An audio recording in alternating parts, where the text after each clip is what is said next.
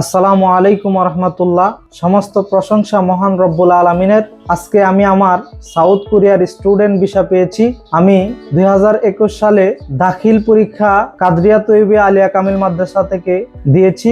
আলিম 2023 সালে শেষ করার পর আমার স্বপ্ন ছিল আমি সাউথ কোরিয়াতে যাব, যার কারণে আমি ইপিএস এর মাধ্যমে সাউথ কোরিয়াতে যাওয়ার চেষ্টা করি, কিন্তু আমার ইপিএস এর মাধ্যমে সাউথ কোরিয়াতে স্বপ্ন পূরণ হয় নাই। তারপর আমি চিন্তা করলাম যে সাউথ কোরিয়াতে কিভাবে যাওয়া যায়।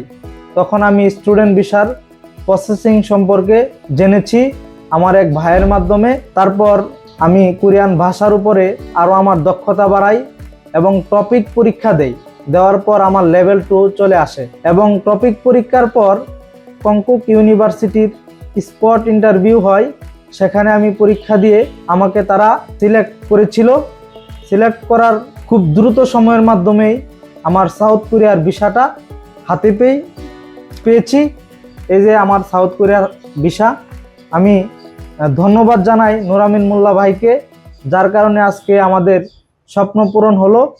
আপনারা যারা সাউথ কোরিয়াতে যেতে চান তারা ওয়ালডনের সাথে যোগাযোগ করবেন। দেখা হবে আপনাদের সাথে কোরিয়াতে ইনশাআল্লাহ।